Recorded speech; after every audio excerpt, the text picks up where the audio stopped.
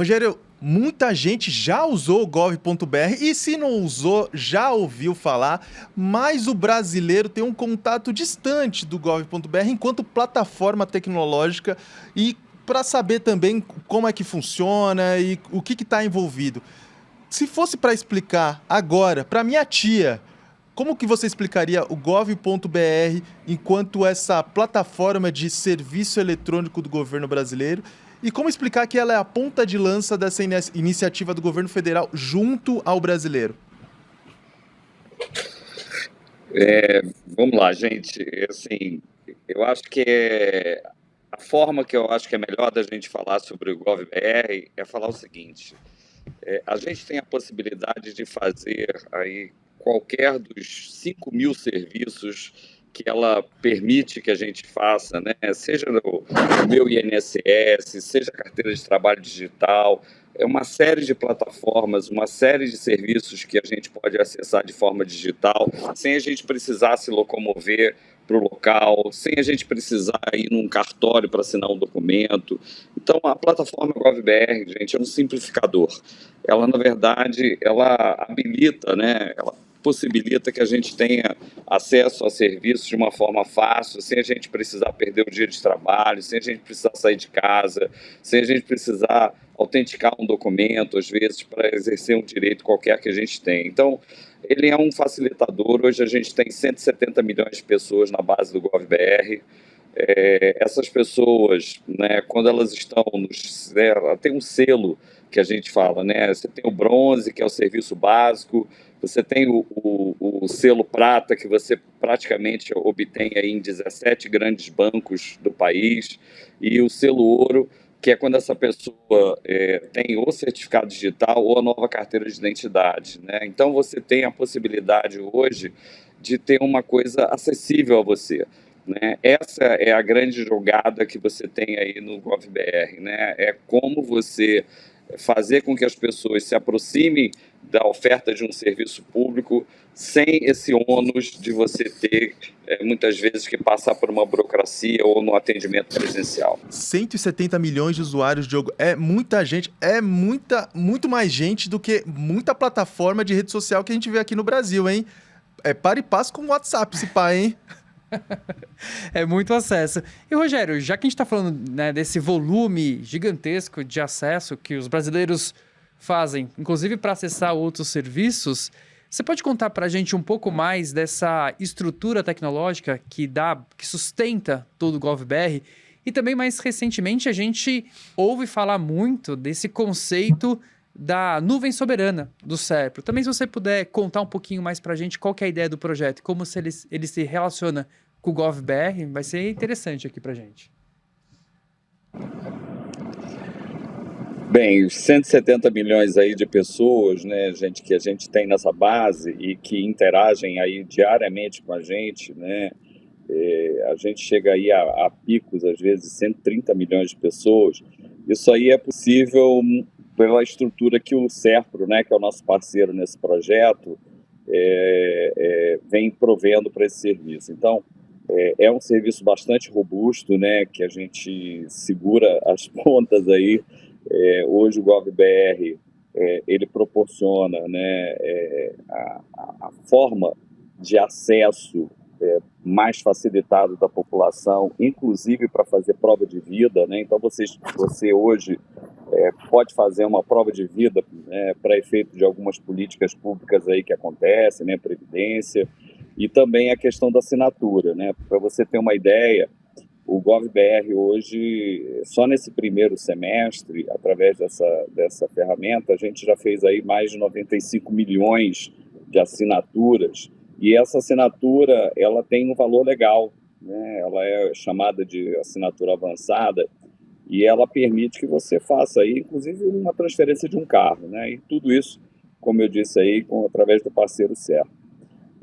Falando um pouquinho da questão da infraestrutura e até da nuvem que a gente tem, desde que a gente chegou aí no governo em 23, né, a gente começou a verificar que vamos dizer assim, essa explosão do uso de nuvem, né, que eu acho que é isso é uma coisa que não volta atrás, né, pela facilidade que a gente tem. Mas a gente tinha muita preocupação de onde estavam esses dados, né, porque são dados sensíveis, dados com restrição de acesso, muitas vezes, e a gente precisava tomar um cuidado com relação à guarda desses dados, né. Sem dúvida nenhuma, o provimento pelas grandes empresas, né, as chamadas Big Techs, ela tem restrições de segurança, né? Ela tem preocupações com a segurança, mas a gente tem uma preocupação muito com a guarda desses dados, né? Ou mesmo com a gente ter o processo de operação. Então, esse conceito que a gente trouxe, né, de uma nuvem de governo, ele é um processo que a gente começou, o Serpro é um parceiro dentro desse processo, a DataPrev também, que, na verdade, eles adquiriram dessas grandes empresas, né, as instalações, os equipamentos de nuvem deles. Então, embora você utilize a tecnologia dessas Big Techs, na verdade, os dados e a operação desse processo são feitos pelas duas empresas públicas, né? Então, você tem um processo vamos dizer assim, de soberania dos seus dados, um processo de soberania operacional que a gente não tinha, né? Então, esse processo que a gente está estabelecendo, né? A gente já tem aí vários órgãos, né? Já estamos chegando aí a mais de 20 órgãos que já estão dentro desse processo, dentro das duas empresas públicas aí, Serpro e DataPrev. Rogério, então quando você está falando dessa nuvem soberana, você colocou essa relação, inclusive, com as Big Techs. Então, hoje, os nossos dados, os dados dos brasileiros, eles ficam hospedados numa nuvem que é operada, então, por brasileiros ou, mais especificamente, pelo governo brasileiro. Então, não necessariamente operado por Big Techs, que são companhias estrangeiras, no caso. Exato, Diogo. A grande preocupação que a gente tem, né, existem classificações aí internacionais, né, que falam, né, dos níveis de soberania. Então, você tem, por exemplo, a soberania tecnológica, que é quando você desenvolve, né, aquela tecnologia de nuvem, né? A gente tem alguns casos brasileiros que estão avançando nesse sentido e contam com o apoio do governo brasileiro para isso. A outra soberania, que é a operacional, né? Então, você independente da tecnologia que você está usando, da Big Tech, ou se fosse uma tecnologia de alguma empresa brasileira, mas a operação daquilo, né? Como é que esses dados estão sendo utilizados, a transferência desses dados, quer dizer, todo esse controle é feito, né, dentro da empresa. E a parte de dados, né, também, porque os dados estão hospedados dentro da empresa pública, né? Quando a gente está falando de nuvem, a gente está falando de um conceito de virtualização e que permitiu, né, que você pudesse colocar seus dados ou processamento em qualquer lugar do mundo. O que a gente está garantindo com isso é que a guarda desses dados está dentro das empresas públicas, né, ou dos órgãos que adquiriram essas nuvens para que a gente tivesse esse nível de soberania de dados e operacional. Diogo, eu ainda estou surpreso com a dimensão de audiência do gov.br. Rogério mencionou que tem picos de acesso em que 130 milhões de pessoas entram no gov.br ao mesmo tempo. Fui pegar aqui um dado rapidinho para a gente fazer uma comparação. E no Super Bowl, aquela final do Campeonato Nacional Americano de Futebol Americano, a audiência desse ano, que foi recorde de todos os tempos, foi de 127 milhões de pessoas ao mesmo tempo. Ou seja, o gov.br já tem mais audiência do que o Super Bowl. Dá para chamar a Beyoncé para fazer um show. Mas, passando de uma grande audiência para um outro tipo de serviço, que também tem muita audiência, queria falar um pouquinho do DataSUS, Rogério, que é a base de dados do SUS, que é o Sistema Único de Saúde, referência em saúde pública para o mundo todo.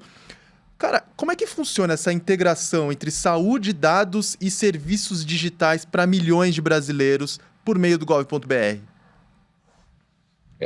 Na verdade, o GovBR é uma plataforma que ela facilita, né, ela habilita o acesso de uma pessoa identificada. Então, você quer um serviço que já, por exemplo, no caso do DataSUS ou dos sistemas qualquer de saúde, né, você tem hoje um programa importante que está sendo feito lá, que é o SUS Digital. Você, quando entra dentro do aplicativo lá, para olhar, inclusive, a sua vacina e tudo isso, você precisa de um mecanismo qualquer que faça essa habilitação de identificação. É o Rogério mesmo que está acessando aquilo, né? Não é uma pessoa por ele, ou então quando você quer acesso, né? Falei para vocês aí até de assinatura, né? De você fazer um documento ou transformar, você precisa autenticar aquele documento, né? Então você precisa garantir que aquela pessoa esteja, que seja ela mesma que está fazendo aquela operação, né? Então, o DataSUS, né, e a gente tem aí coisas importantes, né, esse mais médicos, mais listas que estamos aí com esse programa. Hoje você consegue estar olhando essa questão do seu portfólio de saúde, né, o registro que você tem de vacina, e o GovBR habilita isso, que você tenha condições de estar fazendo isso. Não somente os sistemas do DataSUS, mas hoje a gente tem oferta de 5 mil serviços que a pessoa utiliza o GovBR para estar fazendo esse acesso, né, de uma pessoa que está autorizada, que está identificada, para que ela possa estar fazendo o serviço, né? Hoje você, por exemplo, pode fazer aí acesso à sua aposentadoria, pedir a sua aposentadoria, praticamente sem sair de casa. Então, são serviços, né, que o mundo digital trouxe para você essa facilidade, né? Então, quando a gente fala dos grandes números aí de acesso do GovBR, né, programas, quando a gente está, por exemplo, agora vamos ter o Enem aí, ele tem picos de acesso, né, que a gente, por conta desse acesso, né, do jovem aí no caso, querer saber aí do seu resultado, né, o dica de prova. Então, importante aí que a gente tenha aí essa ferramenta que é super democrática, né, GovBR 0800, né, a gente não paga nada por isso. Então, você quer assinar um documento, você quer acessar um serviço, você tem essa possibilidade de estar fazendo por essa ferramenta.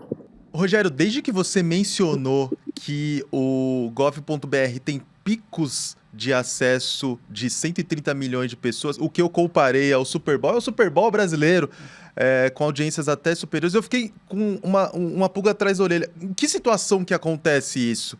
Em que momento do ano, por ocasião de qual circunstância tem um acesso tão grande assim?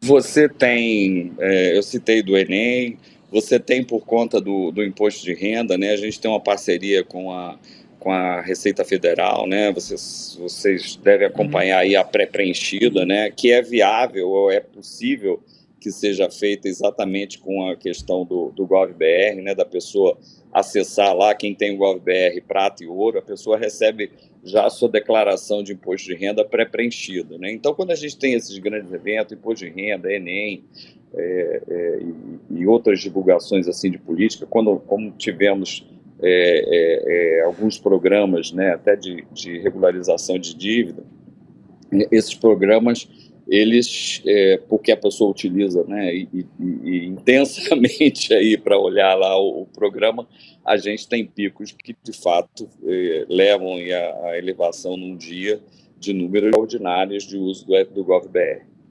Rogério, o gov.br é um instrumento, é uma plataforma, é um sistema que não tem aquele selo de um governo só. Não é do governo Lula, não foi do governo Bolsonaro, é uma política de Estado. Quando a gente ouve falar sobre governo eletrônico, sempre vem alguém diz assim, governo eletrônico amplo é o da Estônia, mas a Estônia é um país eco, né? Do tamanho da Moca. Todo respeito, viu, Diogo? A Moca, mas é um lugar de dimensões muito restritas. Tem algum sistema que é parelho ao do Brasil e o Brasil já começa a inspirar outros serviços, outros países vêm batendo na nossa porta se perguntando o que a gente está fazendo aqui? Sim, ótima pergunta, porque é isso mesmo, tá? Eu não tiro o mérito, né?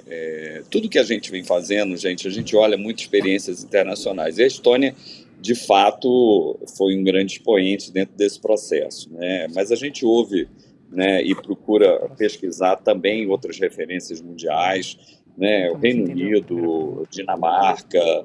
Eu acho que a gente acaba pegando um pouquinho de cada um aí dentro dessa montagem, né, da nossa estrutura de governo digital.